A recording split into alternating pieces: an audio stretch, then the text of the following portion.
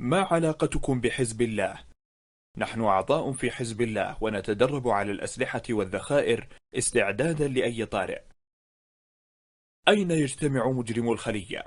مخيم الكوثر في بر المطلع، مخيم الغدير في بر المطلع، جمعية الثقافة، مخيم الصفا، مزرعة العبدلي، شاليه في منطقة الزور، ديوانية السيد طالب الكاظمي، مسجد الإمام الحسين، حسينية خورشيد. منذ متى والخلية تتخابر مع السفارة الإيرانية في الكويت؟ بعض المجرمين في الخلية منذ عام 1987 والبعض منذ عام 1994 والبعض الآخر منذ عام 1996 والبعض الآخر منذ عام 1996 وغير ذلك. ما هو سبب جمع المجرمين في الخلية للسلاح؟ يقول المتهمون: لحماية أنفسنا والاستعداد لساعة الصفر ولقتال التكفيريين والوهابيين وغيرهم، لأن حكومة الكويت لا تستطيع حمايتنا من هذه الأخطار والأخطار الخارجية. وتقول التمييز: لارتكاب الأعمال العدائية ضد الدولة والإضرار بالمصلحة القومية للبلاد، وهي استهداف المنشآت الحيوية عن طريق القيام بعمليات التفجير للإخلال بالأمن في الكويت. من هم أعضاء حزب الله في الكويت؟ التحالف الإسلامي وشخصيات كثيرة أخرى.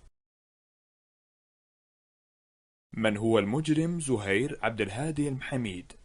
ضابط مجند في الجيش الكويتي في الفترة من عام 1988 إلى عام 1995.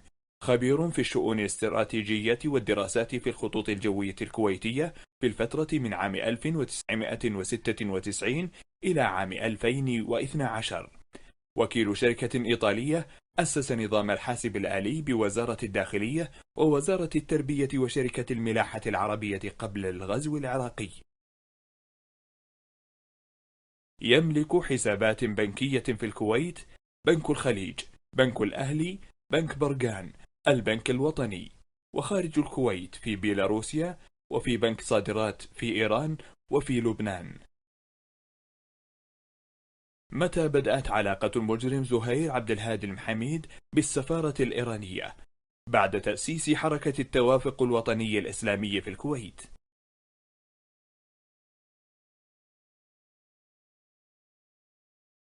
لو قامت حرب بين الكويت وإيران، ما موقف المجرمين في الخلية؟ يقول بعضهم: أعتزل القتال لأن هذا تضارب ماذا دار بين حسين المعتوق وبين أحد المجرمين؟ أجاز المدعو حسين المعتوق لأحد المجرمين التدرب على السلاح والذخيرة استعدادا لأي طارئ. من هو المتهم حسين عبد الجليل الحسيني؟ يعمل في منافذ المطار ومن ثم انتدب إلى مكتب النائب أحمد لاري.